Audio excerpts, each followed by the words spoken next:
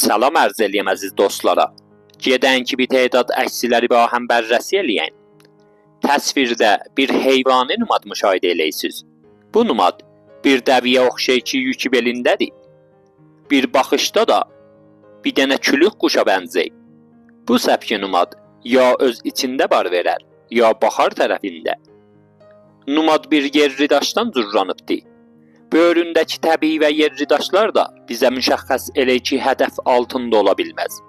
Vəli numadın böyründəki balaca coğan bizə bir balaca casaz numadın öz içində verə bilər. Numadın mühimtərin və calibtərin qisməti bu bir dənə həşli borəşdir ki, düz heyvanın boynunun altında təraşlanıbdır. Havasız olsun ki bu səpkiyə təraşə numadın bir quşəsində modeli vurudunu siz üçün görsədər. Yəni bizim işimizin girişi həşli şişlidə olacaq. Hindi numadın baxar tərəfin bərrəsi eləyən, görən ki numad hansı qismətə baxay. Numad bu qəyiyə baxay. Qayənin calib şişli bizi özünə cəzb elək. Və səxrənin bir quşəsindən bir həşli vurudi və dalan açılıbdır ki, dəvənin cəhazı və yükü bunun içində gizlədilmişmiş.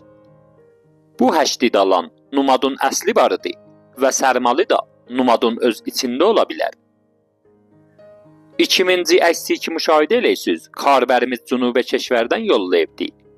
Bir giraniti və möhkəm daşın üstündə bir tədad rədifi yazı vardı. Bu kətibə bir Bağistani təpənin içindən çıxıbdır. Daş bir noktiz daşdır ki, bir tədad ərqam rədifi alətində daşın ucundan təhinəncə həqqaqi olunubdur. Daşın ucundakı rədif yazılar az, vəli idaməsində daş enli olduqca rədif yazılarda çoxalır.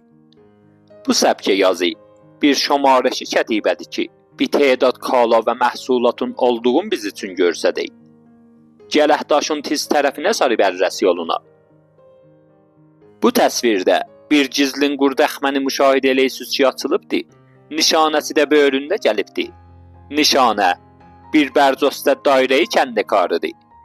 Vaxti bərcostə dairə, mürəbbə və müstətil kəndikarı görsöz ki coğan əndazəsindədir. Bunlar biz üçün məqbərə verəcəklər ki, gördüyünüz təkin məqbərə qurdaxma alətində olacaq. Bu səxrənin başındakı numad bir heyvan kəlləsidir. Bir ayı başına və ya it kəlləsinə oxşay.